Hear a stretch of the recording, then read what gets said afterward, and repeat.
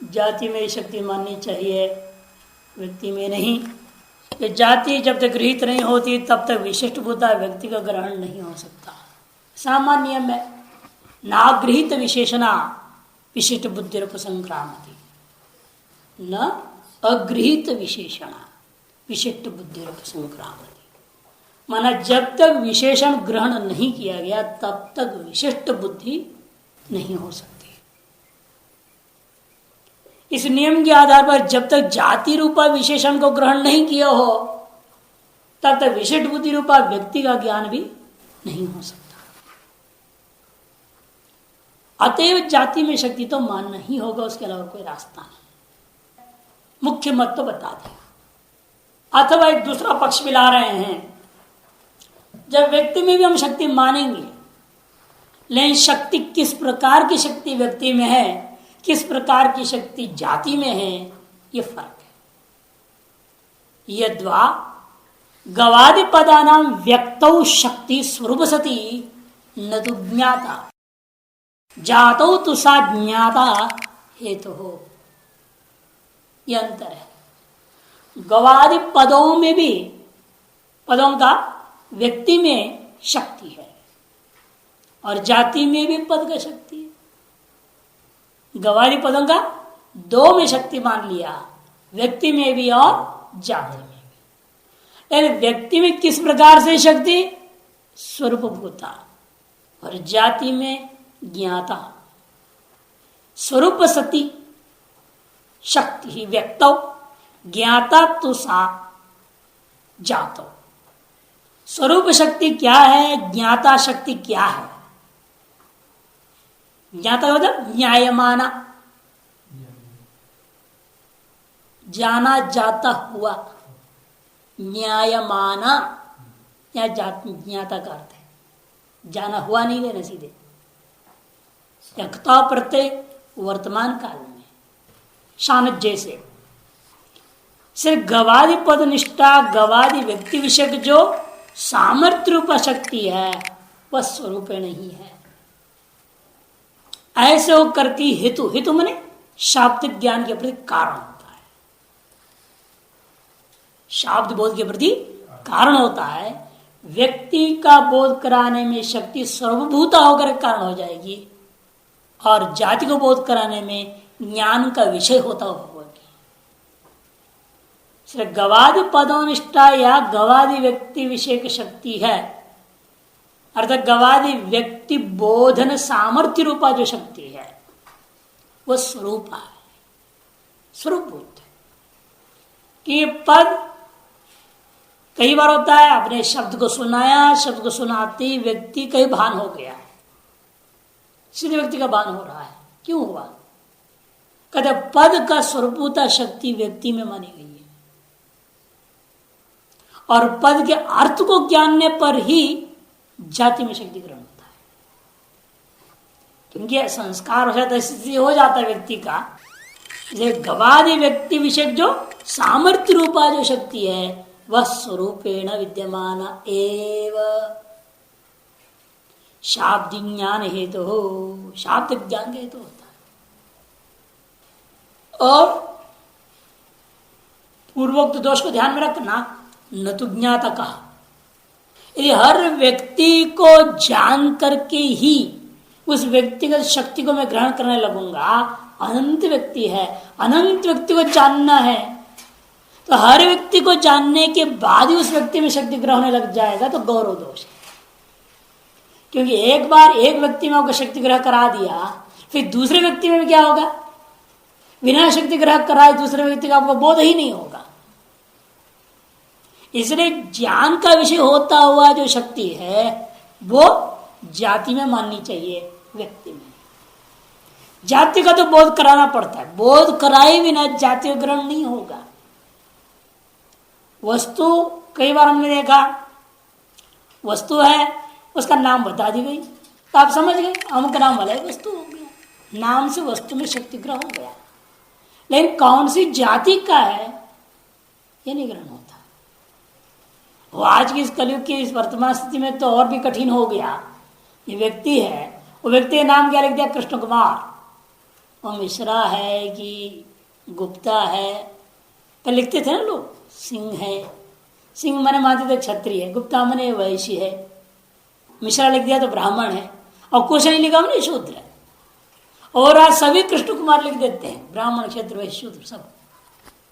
और नाम से क्या पता चलेगा इसे जाति क्या होती, क्यों नौकरी नहीं मिलती। इसलिए ब्राह्मण लोग भी अपने आगे द्विवेद वेद सब लिखना बंद कर दिए। बच्चों को स्कूल में पढ़ाते हैं ना, स्कूल के नाम में कभी नहीं लिखते हैं टाइटल को। आजकल परिस्थिति ऐसी हो गई, क्या करें। इसे नौकरी मिले ना मिले उसको प्रताड़ना भी मिलता है, उल्टा तंग भी करते हैं। ब्राह्मण बन रहा है, ठीक है, तंग करो उसको। तो इस चक्कर में क्या है, सबने नाम के सब लिखना ही बंद कर दिया। चोटी रखना तो बहुत दिन से छूट गया, अब तो नाम में भी बदलाव आ गया। इसलिए व्यक्ति शब्द नामवाचक शब्दों से व्यक्ति का ग्रहण हो भी जाए, व्यक्ति का जाति का ग्रहण बिना बोध कराए नहीं होता। इसे जाति में जो शक्ति ग्रहण होता वो न्यायमाना सतीएव न तो स्वरूप भूता। इसलिए कह रहे गवादि पदानाम व्यक्तो शक्ति स्वरूप सती न तो ज्ञाता न तो ज्ञायमाना ही करता। ज्ञाता मतलब ज्ञाता का, ज्ञात्री शब्द का ज्ञाता नहीं समझना, यह वर्तमान अर्थ में क्त प्रत्यय है, ज्ञायमाना अर्थ में। जातो तो सज्ञाता मैंने जातो तो सा न्यायमाना सती मैंने ज्ञान विषय भूता सती। न च व्यक्तियांश शक्ति ज्ञान भी कारणम गौरवात। लेकिन व्यक्तियांश में भी शक्ति का ज्ञान होना जरूरी है, ऐसे मत समझो। शक्ति ज्ञान कारण नहीं होगा।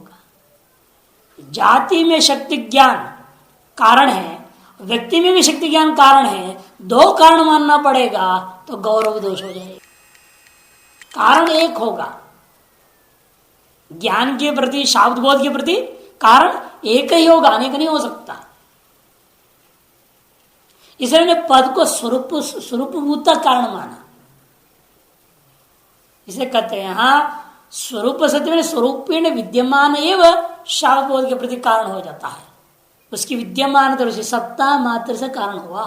लेकिन वास्तविक ज्ञान के प्रति कारण कौन है, शाब्द ज्ञान के प्रति कारण कौन हो रहा है, कहते वो जातिगत शक्ति मात्र ही है।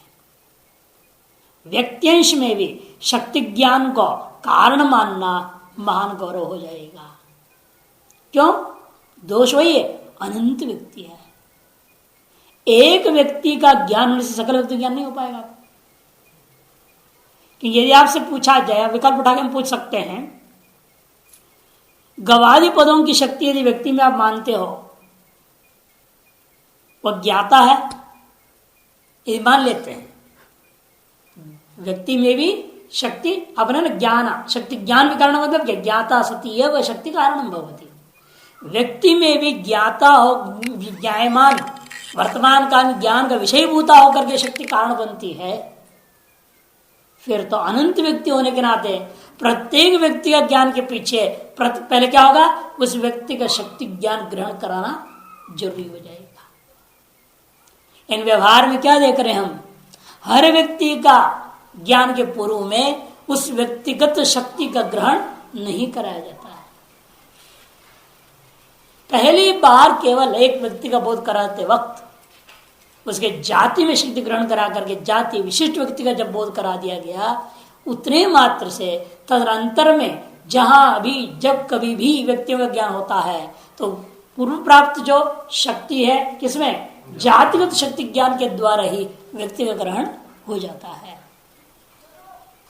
इसलिए पहली बार जब व्यक्ति बोध कराया गया, उस समय आपको जाति में शक्ति ग्रहण नहीं हुआ तो दो बार व्यक्ति सामने आने पर भी आप यही पूछोगे कौन है। जैसे उन्माद एक बीमारी हो जाती है ना, मानस उन्माद हो जाता है, विस्मृति की बीमारी हो जाती है, डॉक्टर लोग दवाएं देते हैं उसको। अब एक बार आदमी को देख बचपन से उसको जानता है, उसको पाला भी है, कईयों को हो गया, बाप है बीमार पड़ गया, विस्मृति की बीमारी हो गई, और बेटा सामने आता है तो सब तुम कौन हो पूछेगा, बदामुख मैं हूं, अच्छा ठीक है बेटा। फिर 5 मिनट के बाद इधर के फिर आ गया, तुम कौन हो पूछेगा। ये विस्मृति की बीमारी में से होता है। क्यों? कारण क्या? वो शक्तिग्रह जो हुआ व्यक्ति का, व्यक्ति निरूपिता जो जाति में शक्तिग्रह हुई, वो विस्मृत हो गया। इसे व्यक्ति का ज्ञान होने मात्र से व्यक्ति तो सामने बार बार आ रहा है कि नहीं आ रहा है,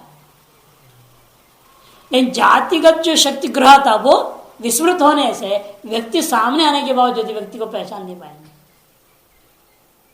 इसे उनका कहना जोर दे रहे हैं यहां पर, शक्ति ज्ञान के प्रति, शक्ति ज्ञान जो है व्यक्तिंश में भी कारण नहीं होगा, जात्यंश मात्र में शक्ति ज्ञान को हम कारण मानेंगे। और भी विस्तार से जा रहे देखिए, जाति शक्ति मत्व ज्ञाने सती व्यक्ति शक्ति ज्ञान बिना व्यक्ति विलंब अभावाच, और है तो दे रहे हैं कि जातिगत शक्तिमत्व का ज्ञान होने मात्र से व्यक्तिगत शक्ति ज्ञान के बिना भी व्यक्ति का ज्ञान का लाभ होने में कोई देर नहीं लगता। घटत्व शक्ति बोध हो गया आपको, उसके बाद किसी भी घट को सामने रख दिया जाए, उस घट को देखने ही बराबर उसको अयं घट ज्ञान हो जाएगा। क्यों? उसको घटत्व जातिगत शक्ति का ज्ञान है। इसलिए जाति शक्तिमत्व ज्ञाने सती, जातिगत शक्तिमत्व का ज्ञान होते ही अनंतर व्यक्तिगत शक्ति ज्ञान के बिना भी व्यक्ति का ज्ञान में कोई विलंब नहीं होता हुआ देखने को मिलता है। अर्थात क्या है? व्यक्ति में शक्ति ज्ञान की जरूरत नहीं है, अतएव व्यक्तिगत शक्ति ज्ञान के बिना भी व्यक्ति का बोध हो गया। ध्यान में आ रहा है? व्यक्ति का शक्ति ज्ञान यदि कारण होता, व्यक्ति के शक्ति ज्ञान के बिना व्यक्ति का ज्ञान नहीं होना चाहिए ना। और यहां हो क्या रहा है?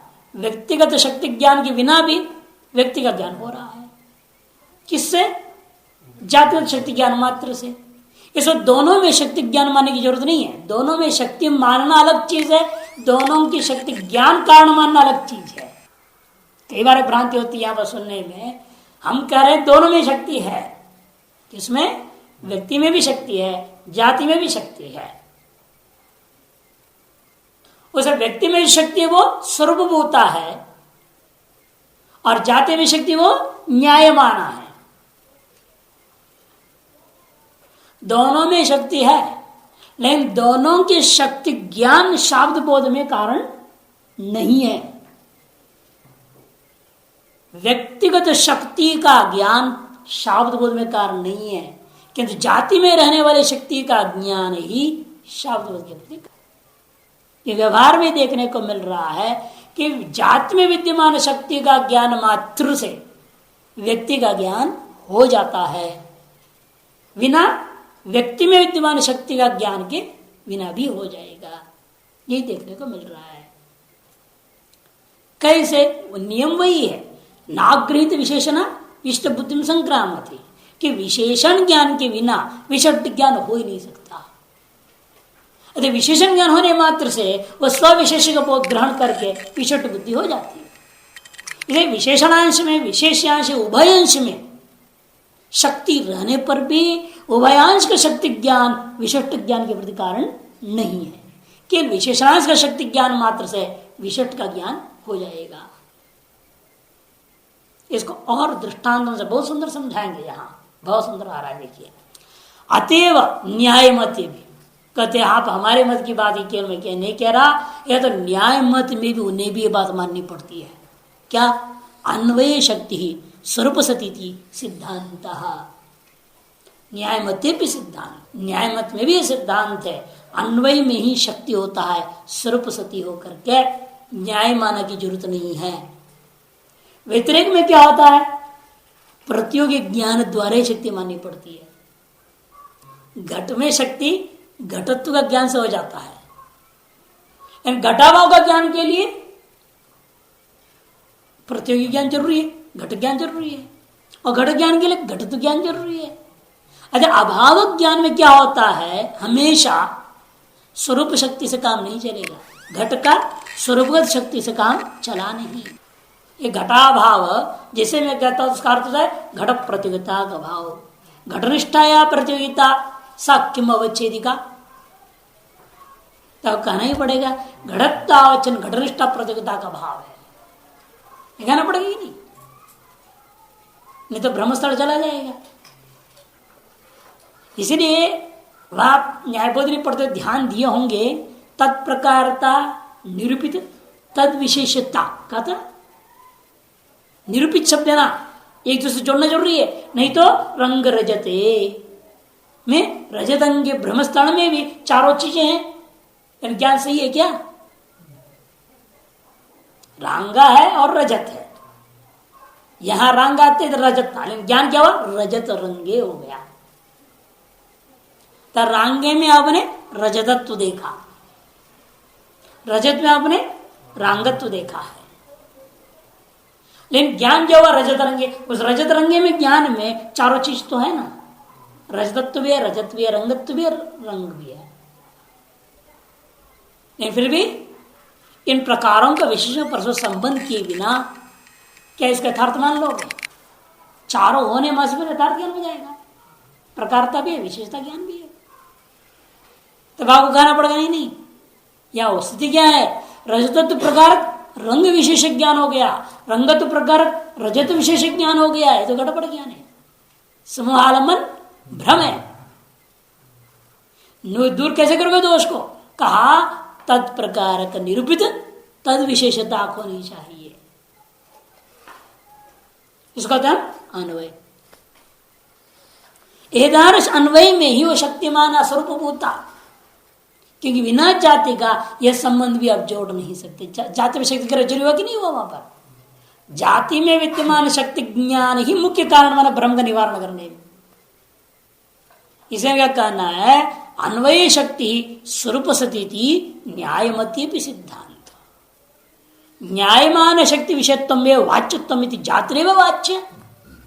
न्यायमान शक्ति विषयत्व में वाच्यत्व इति जातरेव वाच्या। इसलिए हमेशा शब्द का वाच्यात्व वास्तव में क्या है? व्यक्ति नहीं, जाति। घट सुनते ही आपको पहले घटत्व उपस्थित होता है, घट उपस्थित नहीं होता है वास्तव में। मनुष्य शब्द सुनते ही अंदर पहले मनुष्यत्व जाति उपस्थित होती है, तभी आप मनुष्य आकार को समझ पाएंगे। इसे ज्ञायमान शक्ति विषयत्व में वाच्यत्व, वर्तमान कालीन ज्ञान का कारणीभूता शक्ति का जो विषय है उसी का नाम वाच्यत्व है। तारस वाच्यत्व जाति के अंदर ही माननी पड़ेगी। अथवा ऐसे दो शक्ति मानो ही मत, एक को ज्ञायमान एक तो स्वरूपता मान रहे ना आप, व्यक्ति में स्वरूपता और जाति में न्यायमान। ये लफड़ा ही छोड़ो, केवल जाति में शक्ति मान लो, व्यक्ति की जरूरत ही नहीं। व्यक्ति का बोध कैसे होगा? तो लक्षण से हो जाएगा। कैसे? व्यक्ति लक्षणयावगम, व्यक्ति का लक्षण से। क्यों? शक्य संबंध लक्षण। शक्ति संबंधी शक्य कौन है? जाति। जाति का संबंधी व्यक्ति है ही, कि जाति व्यक्ति के बिना नहीं हो सकती। और जाति व्यक्ति तो नहीं आए तो नित्य संबंध समवाय माना है, हम ताजा तो मानते हैं। इसे इनका कहना है वो व्यक्ति तो स्वतः ही उपस्थित हो जाएगा जाति का ज्ञान होते ही, और वो निरूढ़ा लक्षण से उपस्थित होगा। आपको लक्षण करने के लिए विशेष दिमाग लगाने की जरूरत नहीं है। इसको क्या कहते हैं? निरूढ़ा लक्षण। इसलिए अथवा व्यक्तिर लक्षणया अवगम यथा दृष्टांत समझा रहे। नीलो घट इत्यत्र नील शब्द से नीलगुण विशिष्ट लक्षण, क्योंकि नील शब्द हमेशा क्या होता है? नील गुण विशिष्ट वस्तुओं में लक्षण कर दी जाती है। तथा जातिवाचक से तद विशिष्ट लक्षण, उसी प्रकार से जातिवाचक घटत्वादि शब्दों को घटत विशिष्ट घट में लक्षण कर देना। तदुक्तम, इसी बात को समझाया है अनन्य लभ्य पदार्थ इति।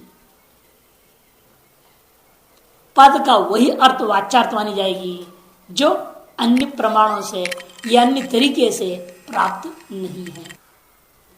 और यह व्यक्ति जो मुझे लक्षण से प्राप्त हो सकता है, ऐसे में शक्ति क्यों मानूंगा? अन्य लभ्य हो गया ना, लक्षणा से लभ्य। अच्छा, व्यक्ति से जाति में आप लक्षण नहीं कर सकते, कोई कह सकता है ना, जाति में शक्तिमान क्या व्यक्ति में लक्षणा कर रहे हो, उल्टा क्यों नहीं करते हो? व्यक्ति में शक्तिमान लो, उसे जाति में लक्षणा कर दो। तो ऐसे नहीं होगा। हमें कभी जाति की भ्रांति नहीं होती है, भ्रांति व्यक्ति में होती है। तो हम मानते हैं विपरीत। इसलिए लक्षण क्या है? तत्प्रकार को तद्वद विशेष को यथार्थानुभव, कि तद अभावती तत्प्रकार का अनुभव होनी चाहिए।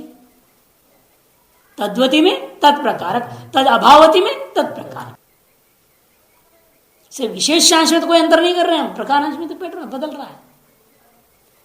इसलिए हमेशा हमने रजतत्व भाववती में रजत को ग्रहण करता हूं, शुक्तित्वती में आप रजत ग्रहण नहीं कर सकते कभी। यदि आपको शुक्तित्व का ज्ञान हो जाए, उसमें आप रजत का ज्ञान करोगे, किंतु रजतत्व भाव वाले शुक्ति में रजत को ग्रहण करता हूं, यही होता है। कभी ऐसा नहीं बोला गया शुक्ति में जब मैं रजत को देख रहा हूं, ये नहीं कह रहा हूं मैं शुक्तित्व को देखा, शुक्तित्व देखने के बाद में शुक्तित्व जाति से विशिष्ट रजत को देख लिया, ऐसा किसी का अनुभव नहीं है। बल्कि ये कहा जाएगा मैंने शुक्तित्व को ग्रहण नहीं किया, किंतु वह रजतत्व को ग्रहण किया, इसे रजत का भान हुआ। इसे इनका कहना है हमेशा जाति में शक्ति मान के जाति से विशिष्ट व्यक्ति में लक्षणा करने में ही लाघव होता है, उल्टा क्रम नहीं हो सकता। जातिवाचक तद विशिष्ट लक्षणा, क्योंकि तदुक्तम अनलभ्यो ही शब्दार्थ, अनलभ्य पदार्थ एवं शक्यार्थो निरूपित। इस तरह से शक्यार्थ निरूपण कर दिया गया। अब लक्ष्य पदार्थो निरूप्यते, अतः लक्ष्य पदार्थो निरूप्यते। तत्र लक्षणा विषयो लक्ष्य, लक्षणा का जो विषय है वो लक्ष्य कहा जाता है। और लक्षणा को दो तरीके से हम लोग विभाजन करेंगे। पहला विभाजन बता रहे लक्षणा द्विविधा, लक्षणा दो प्रकार की है, केवल लक्षणा, लक्षित लक्षणा च इति। एक का नाम क्या है? केवल लक्षणा, और दूसरा क्या है? लक्षित लक्षणा। तत्र शक्य साक्षात संबंध केवल लक्षणा, शक्य का अपने लक्ष्य के साथ साक्षात संबंध हो, वहां पर क्या मानेंगे? केवल लक्षण मानेंगे। यथा गंगायाम घोष इत्यत्र प्रवाह का साक्षात संबंधिनी तीरे गंगा पदस्य केवल लक्षणा। ये गंगा पद का शक्यार्थ क्या है? प्रवाह, उसका साक्षात संबंध है तट के साथ, साक्षात है, इसको केवल लक्षण में करते। और लक्षित लक्षण होती है साक्षात संबंध नहीं होता है। उपनिषद में प्रयोग किया उपमित उपमा, छांदोग्य उपनिषद में बड़ा विवाद है ना, वो बंदर के चूतड़ के समान रंग बोल दिए शंकराचार्य जी, बड़ा गुस्सा हो गया सब लोग, ये क्या बोल रहे हैं, हमारे भगवान के आंख का रंग बंदर के जब बैठक के समान होगा। तब भगवान ने कहा, वहां शंकराचार्य जी कहते हैं ये हीन उपमा नहीं है, यह लक्षित लक्षणा है। क्योंकि उससे पहले क्या है? हिरण्याक्ष पुंडरीकम कप्यासम, तत्र यथा कप्यासम पुंडरीकम एवमेवाक्षिणी अस्य। उपनिषद मंत्र में कहा तत्र यथा कप्यासम पुंडरीकम, अक्षिणी शब्द है, पुंडरीकम एवं अत्र अक्षिणी। उस आत्म परमात्मा के उन आंखों में पुंडरीक के समान, और पुंडरीक कैसा? कप्यासम, कपि के बैठक के समान। अब वहां पर क्या करें? पहले पुंडरीक शब्द ही लक्षणा करना है। आंख का आकार के पुंडरीक नहीं दिया, आंख का रंग के लिए। आंख का रंग कैसा है? कमल, ऐसे कैसे होगा अर्थ? आंख का रंग कैसा है का मतलब कमल के रंग जैसा है, यही तो जवाब देना पड़ेगा। से कमल शब्द का अर्थ अपने पहले कमल का रंग में लक्षणा किया, और वह कमल का रंग भी किस प्रकार से है, कप्यासम बोल दिया। पहले एक पद की लक्षणा हुई, उसके लिए फिर लक्षणा हुई, उसका लक्षित लक्षणा, साक्षात संबंध ही नहीं किसी एक दूसरे से, जहाज भी नहीं, इसलिए इसको अलग कोटि में रख दिया, लक्षित लक्षणा। यत्र शक्य परंपरा संबंधेन, शक्य का परंपरा संबंधेन अर्थांतर प्रति एक विलक्षण पदार्थ का बोध करा दिया जाए, तत्र लक्षित लक्षण। यह दृष्टांत दूसरा दे यथा यथा द्विरेफ रौती, द्विरेफो रौती, किसने बोला, ओ द्विरेफ जो है ना रो रहा है, चिल्ला रहा है। एक द्विरेफ नाम के पक्षी है, वो आवाज कर रहा है। द्विरेफ क्या होगा, दो रेफ, दो रो वाला, दो रो वाला कोई पक्षी होता है क्या?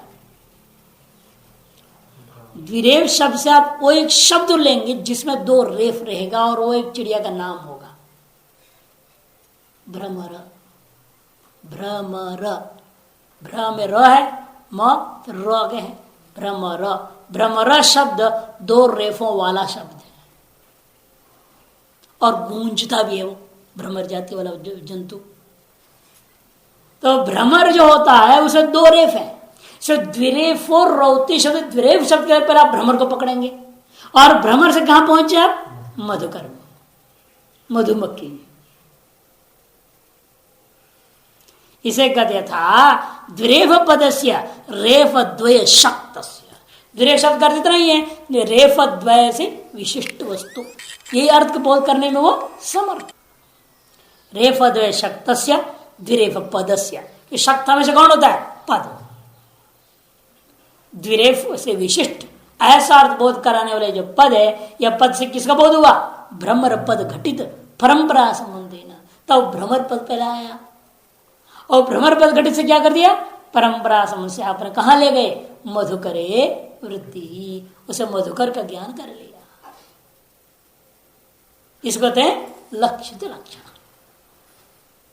त्रिरेफ को पहले लक्षित किया भ्रमर में, रेफद्वय विशिष्ट अर्थ निकला, द्विरेफ का अर्थ। रेफद्वय विशिष्ट वस्तु से कौन से ग्रहण करूंगा, बहुत सारे शब्द आ रहे हैं, इन रौती का भी तो अन्वय होना है ना, वहां रौती भी तो घटना चाहिए, प्रसंग आदि भी जुड़ेगा इसमें, नहीं तो और भी बहुत सारे पशुओं का नाम है जिसमें दो रेफ है, ले सकते हैं ना बहुत सारे। आप कहते उसे क्या करूं, तो रौती कह रहा है, लेकिन उसके बाद मालूम होता कोई चिड़िया का नाम है, छोटी सी कोई जंतु का नाम है, इसलिए भ्रमर लिया गया। और भ्रमर में भी भ्रमर जाति के भी बहुत थे हैं, ये भी पीला जो घूम रहा है, ये भी भ्रमर है जो काटता है, काला काला तो घूम तो घूमता है, वो भी काला है, एक लाल सा होता है, वो भी होता है, भृंगी की टिड्डियां, वो भ्रमर जाति विशेष का ही है, ये सब भ्रमर जाति वाले हैं। तो भ्रमर जैसे बहुत सारे कीट हैं, अब किसको लें, तो प्रसंग में लाया मधुकरे वृत्ति, कि भ्रमर पद घटित परंपरा संबंधे ना, द्विरेफ शब्द को कहा ले गए आप, मधुकर में ले गए। हाँ, जो कौन सी लिए, मधुमक्खी को पकड़ लिया। ये कितने प्रकार की जाति चींटी में है, कितने प्रकार की जातियां तितली में हैं, और कितने प्रकार की जातियां भ्रमरों में हैं, और कितने प्रकार की जातियां मकोड़ों में हैं। मकोड़े होते ना, मकोड़े वाले 8 पैर 10 पैर वाले घूमते जो चलते, ये देखना देख सकते हैं आप। सिंगापुर में एक बहुत बड़ा वो बनाया हुआ एक जगह, उसमें कुछ तो पाले भी हैं, देख सकते कुछ जातियों को पाला हुआ है, और सब के मरे हुए का फोटो और जीवित का फोटो और ये सब पूरी बड़ी गैलरी बनी हुई है, लंबा चौड़े एरिया में घूम घूम के देख सकते हैं। तब पता लगता है 84 लाख योनि जो कह रहे हैं, क्या योनिया है ये देखो, ये 4 के में इतने दी कर रहे हैं। तितली देखा, मकोड़ा देखा, भ्रमरों का देखा, मैंने कि इतने में इतना हाल है खराब, इतने प्रकार है, रंग बिरंग क्या है, एक से जब छोटा से छोटे से इतने बड़े बड़े मकोड़े, तितलियां को इतने छोटे छोटे पक्षी क्या कर रहे, और इतनी छोटी सी, बिल्कुल छोटी, सब साइज का उन्होंने संग्रह कर रखा है वहां। देखते बड़ा आश्चर्य होता है कि क्या कलेक्शन है, लोगों ने दिमाग लगा रखे हैं इसके पीछे। माया के आनंद को, माया के अनेक रूपों को देखने में लगे हुए। कितना होगा, गिनते गिनते थक जा रहे हैं। वहां बोर्ड पे लिखा है अमुक सन में हम लोगों ने इतना समझे, इतना जाति माना जाता था, फिर अमुक संदर्भ में और इतने पता लग गया तो इतना जाति हो गई, अमुक सन में इतना हो गया। ऐसे करते करते 2002 तक का लिखा हुआ था। मुझे हमारे साथ में थे, लोग बताए देख रहे हैं आप, ये है विज्ञान का हाल। और हमारे तो गिन के पूरा बता दे 84 लाख करोड़, 84 करोड़ आखी दुनिया है। अब ये तो 4 अंक तो गिनने में लगे हुए हैं अभी तक है, और वो भी पूरा नहीं हुआ, बदलते रहती इनकी संख्याएं में। हमारे ऋषि में कितने दम थी देख लो। यथा पिंडे तथा ब्रह्मांडे, पिंड के सारे कीटाणुओं की जातियों को गिन लिया और करके बाहर में भी उतनी ही है। कितनी बड़ी बात। यथा ब्रह्मांडे तथा पिंडे, यथा पिंडे तथा ब्रह्मांड। इस सिद्धांत पर उन्होंने सारी बात कही है, अपने शेरों की लैबोरेटरी में अनुभव कर वो कह रहे थे। फिर बात काफी लंबी हुई तो उसने फिर वहां जो था कंजर्वेटर, बहुत अच्छा आदमी था, बहुत जिज्ञासु आदमी था, बौद्ध धर्म का आदमी था। तो हमने उसको कहा कि आपको पता है जितने जीव हैं इस ब्रह्मांड में, बाहर जो देख रहे धरती के ऊपर जितने कीटे मोटे सब मिला करके संख्या गणना कर लो, जितने उतनी ही संख्या तुम्हारे शरीर में, दोनों में कोई अंतर नहीं है। और दूसरी बात, जितने मनुष्य मात्र की संख्या तुम गिन लो, विश्व की जनसंख्या जितनी है उतनी तुम्हारे अंदर अमीबा की संख्या है, ये शरीर का मूल आधार की संख्या है। ऐसे कैसे? मैंने यही तो विशेष है हमारे ऋषियों की ज्ञान, तुम्हारे बौद्धों में ज्ञान नहीं मिलेगा। ये सब ज्ञान किस लिए है कि जैसे सब मर रहे हैं रोज रोज से भी मरते हैं रोज रोज, वैराग्य के लिए होता है। अंधे से तो महाश्मशान का है इसको, शरीर को। शक्ति ग्रह जब होना है तो किस तरीके से गौन हो रहा है, परंपरा संबंधी होता है। पहले जिरेफ का शक्ति ग्रह हुआ, 2 र रूपये अक्षरों वाला, ये अर्थ निकला द्विरेफ शब्द से। उससे किसको इसमें लक्षण कहाँ करी मैंने? भ्रमर में। उस भ्रमर की लक्षण कहाँ गया? मधुकर में। इसको होता है लक्षित लक्षण। इससे पहले वहां पर अक्षिणी से अक्षी का रूप में लिया उपनिषद में, अक्षय से अक्षी का रूप ले लिया, उस अक्षी का रूप को पुंडरीक का रूप से जोड़ा, फिर पुंडरीक का रूप को कपड़ा से जोड़ा। ऐसी जो लक्षण में प्रयुक्त होने वाले उपमावाच शब्दों का हीनोपमा नहीं माना जाता। साक्षात किसी नीच वस्तु या हीन वस्तु से किसी चीज की उपमा दी जाती तब हीनोपमा हीन लक्षण कहते, निकृष्ट लक्षण कहते। यथा रेफपदस्य रेफद्वय शक्तस्य भ्रमरपद घटित परंपरा संबंधेन मधुकरे वृत्ति। और तीसरी एक और प्रकार की मानते हैं मीमांसक लोग, गौणी वृत्ति। वृत्ति 4 प्रकार के माने जाते हैं, अभिधा वृत्ति, लक्षणावृत्ति, गौणी वृत्ति, व्यंग्यावृत्ति। यहां पर व्यंग्या की चर्चा ही नहीं करेंगे, वो तो केवल अलंकार शास्त्रियों का है, दर्शन शास्त्रों में उसका कहीं उल्लेख नहीं है। दर्शन शास्त्रों में तो 3 ही आते हैं, शक्ति, लक्षणा, गौणी। इस गौणी को इन्होंने खंडन करके लक्षित लक्षणा में अंतर्भाव करना चाहते हैं।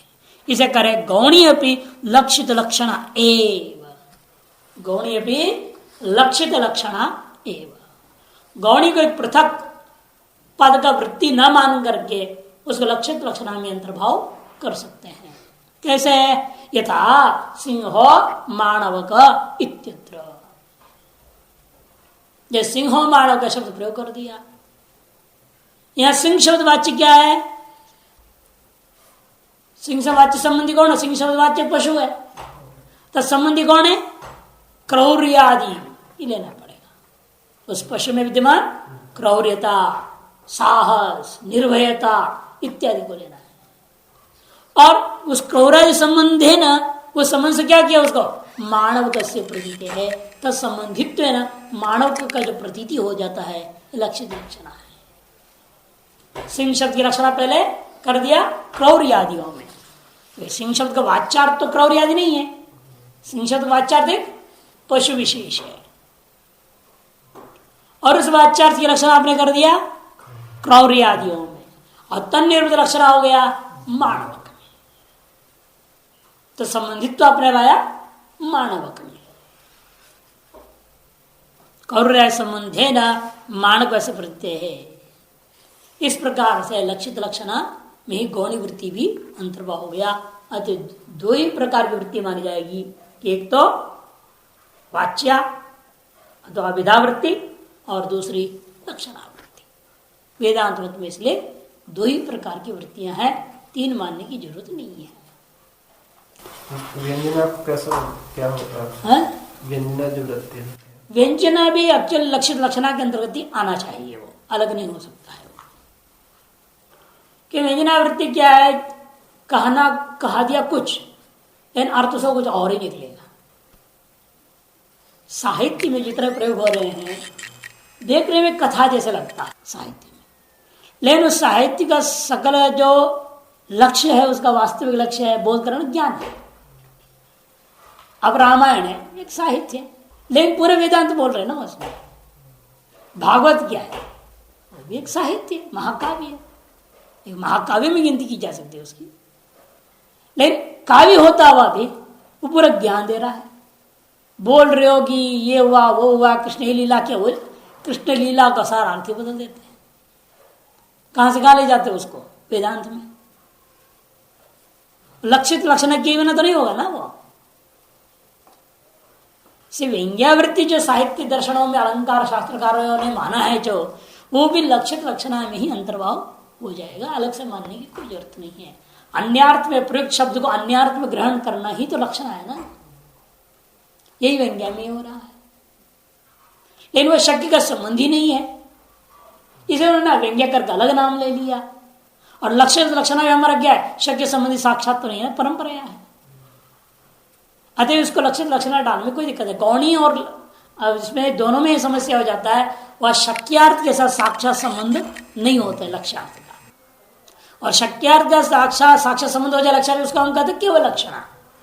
और जो शक्यार्थ को लक्ष्यार्थ के साथ परंपरा संबंध जोड़ोगा तो लक्षित लक्षणा।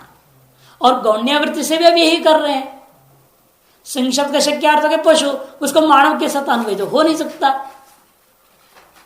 परंपरा आप जोड़ोगे, क्रौर्यादि द्वारा संबंध करोगे तो लक्षित लक्षणा हो ही गई।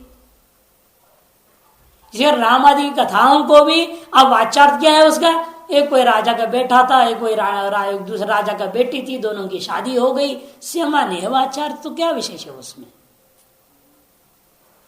लेकिन उस वाच्यार्थ को आपने किसी परंपरा संबंध से जोड़ दिया वेदांत में, तो लक्षित लक्षणा ही हुई। अब प्रकारांतर लक्षणा त्रिविधा, प्रकारांतर से लक्षणा को तीन प्रकार की मानी जाएगी।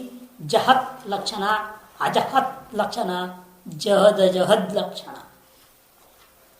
लकार को दकार को लकार हो जाता है तोरली, व्याकरण में एक सूत्र है तोरली, उसके हिसाब से जहल लक्षणा का देते हैं, द को ल करके बोल देते हैं जहल लक्षणा, अजहल लक्षणा, जहद जहल लक्षणा।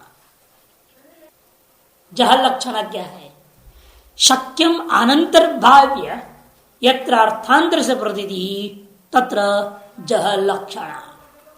जहां लक्ष्य कोटि के अंतर्गत शक्य को भी अंतर्भाव नहीं किया जाए, शक्यार्थ को अनंतर भाव्य, शक्यार्थ का अंतर्भाव किए बिना जहां अर्थांतर की प्रतीति होती है वहां क्या कहा जाता है, जहल लक्षणा। यथा विषम भुंक्ष इत्य, जैसे कह दिया जहर खाओ, उसे घर में जरा निमंत्रण खाने, जहर खा ले। अब प्रसंग क्या है, किसी के घर में निमंत्रण खाने जा रहा है, कौन, बेटा, और बाप बोल रहा है तुम उसके घर में भोजन करने जा रहे हो, इसका मतलब तुम जहर खाओ। जहर खाओ क्यों बोल रहा है बेटा को बाप, क्योंकि शत्रु का घर में जाके खा रहा है। शत्रु का घर में भोजन खाने का मतलब जहर खाने के समान है। लेकिन वह वाच्यार्थ जो जहर है वह लक्ष्यार्थ शत्रु गृह भोजन में अंतर्भाव नहीं होता। इसे कहते हैं विषम भुंक्षु स्वार्थम विहाय शत्रु गृहे भोजन निवृत्ति लक्षिता। किंतु यह स्वार्थ जो था, जहर खाओ का स्वार्थ सीधा सीधा अर्थ है जहर खाओ खाओ, और जहर खाओ ये शक्यार्थ तो पूरा ही आप त्याग दे रहे हैं एक तरह से। और क्या कर रहे हैं, शत्रु का घर में भोजन नहीं खाना। क्या अर्थ निकल गया, शत्रु का घर में निमंत्रण भी, वैसे तो जाके खाना दूर की बात, निमंत्रण देकर के बुलाएगा तो भी नहीं जाके खाना। निमंत्रण और आमंत्रण में फर्क है ना। आमंत्रण कामचार अनुज्ञा होती है, निमंत्रण आप तो बिल्कुल फंस गए, स्वीकार कर ले तो जाना ही पड़ेगा। और इसलिए भंडार में निमंत्रण पत्र छपता है, आमंत्रण पत्र कोई नहीं छापता कि आपको छूट नहीं देते हैं। पत्र पर्ची पकड़ ले मैंने जाना पड़ेगा, नहीं तो पाप लगे। क्यों पर्ची पकड़ा, निमंत्रण पर क्यों स्वीकार? निमंत्रण का मतलब क्या है? सत्कार पूर्वकम दवित्रादे श्राद्ध भोजनादो अवश्यम कर्तव्यम। अवश्य कर्तव्यता में फंस जाता है आदमी। और आमंत्रण तो कामचार अनुज्ञा, ये तो कहा ना, विधि निमंत्रण आमंत्रण संप्रष्ट अधिष्ट संप्रष्ट प्रार्थना लिंग, वो सूत्र में आया है। इसलिए कहते हैं यहां पर जब विषम भुंश कह रहे हैं, यहां पर ये नहीं हो स्वार्थ जो उसका जहर खाओ, यह अर्थ को बिल्कुल आपने त्याग दिया और नया अर्थ दिया उस वाक्य का, क्या, शत्रु गृह में भोजन मत करो, ये इसका अर्थ है। और यत्र शक्यार्थम अंतर्भावी अर्थांतर प्रति तत्र अजहल लक्षण, जहां लक्ष्यार्थ कोटि में शक्यार्थ को भी प्रवेश करके ही अनुभव किया जाए, बोध कराया जाए, वहां पर क्या होता है, अजहल लक्षण। शक्यार्थ को लक्ष्यार्थ में अंतर्भाव करके ही अर्थांतर की भी प्रतीति बोध करा देना अजहल लक्षण। यथा शुक्लो घट, शुक्लो यहां पर क्या हो गया, शुक्ल शब्द स्वार्थम शुक्ल गुणम अंतर्भावी। शुक्ल शब्द क्या करेगा, अभी बोला था ना, गुणवाचक हमेशा गुण विशिष्ट में लक्षणा की जाती है। लेकिन गुण विशिष्ट का बोध जब कराऊंगा, विशिष्ट मात्र का बोध नहीं होगा, विशेषण में तो गुण का भी बोध होगा ना। जब हमने कहा शुक्ल घट है, न केवल घट का बोध नहीं होगा, शुक्लत्व विशिष्ट घट का बोध होगा। इसे कहते शुक्ल शब्द स्वार्थम शुक्ल गुणम अंतर्भाव तद्वती द्रव्य लक्षण आवर्ते। तद्वती मैंने तार शुक्ल गुणवती, द्रव्य कौन है, घट, उस घट में लक्षणा के द्वारा ही शुक्ल शब्द का व्यवहार होता है। इसे नियम बना रहे थे, यत्र ही विशिष्टवाचक शब्द स्वार्थिक देशम विहाय एक देश वर्तते तर जद जद लक्षणा। ये बहुत जरूरी है वेदांत में। इसमें दो मत है, प्राचीन आचार्य लोग तत्वमसि इत्यादि में जद अजद लक्षणा मानते हैं, और नव्य वेदांति लोग नहीं मानते, जरूरत नहीं बोलते कि विशेषांश में लक्षण जा करना नहीं पड़ता है, वहां जद अजद लक्षण मानने की कोई जरूरत नहीं। विशेषणांशों में लक्षण जा करनी पड़ती है, वहीं पर लक्षण होता है। विशेषांश की प्रतीति विशेषांश में लक्षणा के बिना हो सकता है। कैसे, इस पर विचार आएगा। देखिए, यत्र विशिष्टवाचक शब्द स्वार्थिक देश विहाय एक देशे वर्तते, जहां पर विशिष्टवाचक शब्द है वह अपने स्वार्थिक देश को त्याग करके एक देश में मात्र रह जाता हो, तथा जद जहद लक्षणा यथा स्वयं देवदत्त ये पदद्वय वाच्योर विशिष्टयोर स और अयम, इन दोनों पदों के द्वारा वाच्य क्या है, विशिष्ट पदार्थ है, और दोनों पद वाच्यभूत विशिष्ट पदार्थों में ऐक्यता है। माने यत् स शब्देन बोधितम तदेव अयम शब्देन भी, जिस विशिष्ट पदार्थ को आप स शब्द से बोध करा रहे हो उसी विशिष्ट पदार्थ को आप अयम शब्द से बोध करा रहे हो। इसे सह और अयम ये दो विशिष्टवाचक शब्द हैं। इन दोनों की तरफ बोधित विशिष्ट जो पदार्थ है उनकी ऐक्यता की अनुपपत्ति के कारण से पदद्वय से विशेष मात्र पर उत्तम पदद्वय को विशेष मात्र अंश घटा दिया, विशेषणांश को त्याग दिया। स में क्या था? विशेषणांश। तद्देश तत्काल, तद्देश तत्काल विशिष्ट देवदत्त था। ये तद्देश और ये तत्काल विशिष्ट देवदत्त है। अयम बुद्धि कौन होगा वहां? ये तद्देश और ये तत्काल विशिष्ट वो अयम पदार्थ है। तद्देश तत्काल विशिष्ट सह पदार्थ है और ये तद्देश ये तत्काल विशिष्ट अयम पदार्थ है। उनकी ऐक्यता की अनुपपत्ति के कारण से हमने क्या किया? कहते पदद्वय का वाच्य ऐक्यता की अनुपत्ति के कारण से पदद्वय से विशेष मात्र उत्तम, उस पदद्वय के द्वारा विशेष मात्र अंश का बोध कराना और विशेषणांश को त्याग कर देना, यही जहद जहद लक्षण है। विशिष्टवाचक बोधकों का विशेष मात्र में जो उपसंहार कर देना, इसका नाम क्या है? जहद जहद लक्षण। विशिष्टवाचक शब्दों को विशेषांश मात्र में संकोच करना, एक तरह से कहो संकोच कर रहे हैं हम, तार संकोच को करने का नाम जहद जहद लक्षण। यथा वा अथ वैदिक दृष्टा तत्वसी तत्पदवाच्यस्य सर्वगत्वादि विशिष्टस्य तन्पदवाच्येन अंतकरण विशिष्टेन ऐक्य अयोगात् ऐक्य सिद्ध्यर्थम स्वरूपे लक्षण इति सांप्रदायिकाः। इसे क्या करते हैं वो? तत्पदवाच्य क्या है? सर्वगत्वादि विशिष्ट ईश्वर, और तम पदवाच्य क्या है? अल्पज्ञत्वादि विशिष्ट जीव। इन दोनों की ऐक्यता की अनुपत्ति को देखते हुए अंतर्विशिष्ट ऐक्य अयोगात ऐक्यता सिद्ध्यर्थ, इन दोनों की ऐक्यता का सिद्धि के लिए स्वरूप लक्षणा उन्हें विशेषांश मात्र में लक्षणा कर दी गई। विशेषांश क्या था? केवल चैतन्य, मायोपहित चेतन, अंतःकरणोपहित चेतन। विशेषांश क्या है? केवल चैतन्य। विशेषणांश माया और अविद्या आदियों को परित्याग कर दीजिएगा। ऐसे लक्षण करने का नाम लक्षित अजद जद जद लक्षण है। इस प्रकार कौन कह रहे हैं? सांप्रदायिक प्राचीन आचार्यों का सम्मति है। तब वयम तो ब्रूम, अपने आप को नबी वेदांति मानते हुए कह रहे हैं वयम तो ब्रूम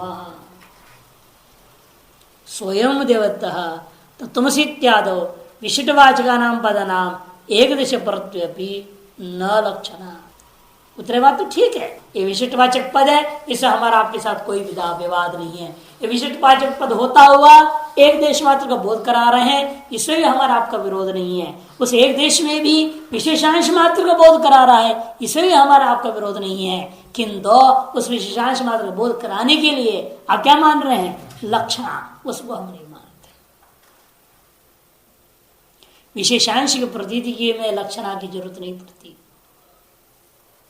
विशेषणांश में ही जरूरत होता है।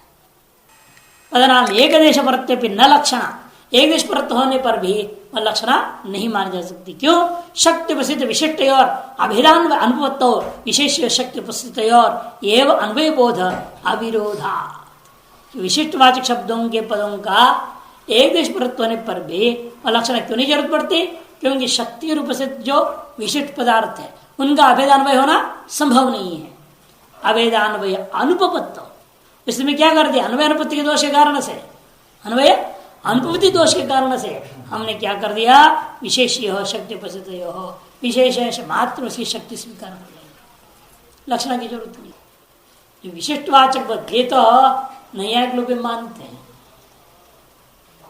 आप लोग जो मुक्तावली पढ़े हो तो शुरू में आता है मुक्तावली में दृष्टांत देते कालिदास को। कालिदास जी ने लिखा मारुत सकीचकई मारुत पूर्ण रंध्रई, सकीचकई मारुत पूर्ण रंध्रई। अब कहते हैं मारुत पूर्ण रंध्र के द्वारा बांस अर्थ निकल गया, फिर कीचक शब्द क्यों प्रयोग कर? सकीचकई क्यों कहा? बांसुरी का एक नाम है कीचक। अब मारुत पूर्ण रंध्र ही, मारुत से मैंने फूंक करके हवा से भर दिया गया सब छेदों को, उसी को रोकने के लिए हाथ चलाया जाता है, हिसाब से छोड़ा जाता है हवा को। तो मारुत पूर्ण रंध्र कहने से बांसुरी का निकल गया अर्थ, फिर सकीचके कहने क्या जरूरत थी? या सकीचके ही कह देते समझ लेता मैं, बांसुरी बजा हुआ केवल रखा हुआ बांसुरी नहीं है। दो में एक शब्द रख सकते थे, दोनों क्यों रखा? तब कहते हैं तो वहां पर विशिष्टवाचक शब्द को विशेष मात्र प्रक मान लिया, विशेष मात्र उसकी शक्ति मान लिया, नहीं है कौन है। और उन्होंने अपने में घटा कैसे? विघ्न विघाता ये शब्द प्रयोग कर दिया चिंतामणि कार ने। अब चिंतामणि कार के वचन को सत्य बनाना है, नहीं है कौन अपने है ना। चिंतामणि कार के वचन के विरुद्ध कुछ नहीं करते हैं, नहीं एक लोग इसे व्याकरण महाभाष्य विरुद्ध में कुछ नहीं बोल सकते। अब उनके वचन को सत्य करना कैसे? विघ्न विघात है, वी उपसर्ग क्या फायदा है? विघात, घात का अर्थ क्या है? ध्वंस। वी उपसर्ग अर्थ विशेषण ध्वंस करना चाहते हो, विघ्नों का ध्वंस ही विघ्न ध्वंस काम मंगलम आचरित, विघ्न का ध्वंस करने से इष्ट था, तो विघ्न विघात है ना कर विघ्न घाताय कह सकते थे। तब कहते विघात ये विशिष्टवाचक शब्द जो है विशेष मात्र का बोधक हो जाएगा। विशिष्टवाचक शब्दों की विशक्ति विशेष मात्र में संकोच करना, और लक्षणा नहीं मानते खुद नहीं है एक लोग भी, साहित्यकार भी। सकीचक मार्द पूर्ण यथा तथा कद विघ्न विघात इत्यत्रापि, तम तथा अत्रापि तत्वमसि इत्यादि। यहां भी जो विशिष्टवाचक शब्द है तत्तम लक्षण क्या जरूरत है? फिर यहां भी लाघवात बिना लक्षणा का इनके तरफ बोधित पदार्थों की ऐक्यता का अन्यथा अनुपपत्ति के कारण से हम शक्तिग्रह विशेषांश मात्र मान लेंगे। इसे शक्ति के द्वारा काम चलेगा, लक्षणा की कोई जरूरत नहीं है। और विशिष्ट पादक विशिष्ट वाचक पदों को विशेषांश मात्र में शक्ति स्वीकार करना सभी मतों में स्वीकार है, लेकिन विशिष्ट वाचक शब्दों का विशेषांश में शक्ति नहीं मानी जा सकती। क्यों? वो भी समझाएंगे। जिस दृष्टांत देंगे बहुत सुंदर, देखिए स्वयं देवता तत्वमसि इत्यादौ विशिष्टवाचका नाम पदनाम एक देश प्रत्यपि न लक्षणा शक्ति उपस्थित विशिष्टयो अभेद अन्वय अनुपत्तौ विशेष्यो शक्ति उपस्थितयोरेव अन्वय बोध अविरोधात् यथा घटो अनित्य इत्यत्र। घटो अनित्य, घट पद से आपने क्या माना? शक्ति घटत्व विशिष्ट घट में, घटत्व विशिष्ट घट में, और घट की शक्तियां माना है जातिभूता घटत्व में, और घटत्व में अनित्यत्व होगा नहीं। एक मान सकता है कि घटत्व अनित्य है? नहीं है के मत में घटत्व जाति नित्य है, अनित्यत्व उसके साथ अभेदान्वय नहीं हो सकता। तो क्या करेगा वो? फिर घटत्व क्या घट का अर्थ क्या करेगा? घटत्व विशिष्ट घट ऐसा अर्थ नहीं कर सकता, उसमें अनित्यत्व का अन्वय नहीं हो सकता। इसे क्या कहेगा? घटत्व विशिष्ट घट का, घट शब्द का शक्ति घट विशिष्ट घटत्व विशिष्ट घट में नहीं है, किंतु केवल घट में विशेषांश मात्र। और केवल घट क्या है? अनित्य। अतः अनित्य तो घट में अन्वय हो जाएगा। ऐसे स्थलों में वह मजबूरन उसको करना क्या पड़ेगा? घट शब्द का शक्ति केवल व्यक्ति में संकोच करना पड़ेगा, जाति में नहीं। इसलिए विशिष्टवाचक शब्दों का नियम है, जब उनका अन्वय की अनुपत्ति हो जाती हो तब उस स्थिति में हमें क्या करना पड़ेगा? विशेषांश मात्र का बोध कराना है, विशेषांशों को त्यागना है। यही जद लक्षणा का स्वरूप बनता है। लेकिन वह स्वरूप के बिना, लक्षणा के बिना, लक्षणा तो वैसे भी गौरव है ही है, लक्षणा के बिना विशेषांश मात्र में शक्ति कर दो। एक देश को त्यागना, एक देश में लक्षणा करना, इतना गौरव क्यों करना? किंतु उस विशिष्टवाचक शब्दों को अन्वय अनुपत्ति के कारण से केवल विशेषांश मात्र बोधक मान लो, यह अत्यंत लाघव।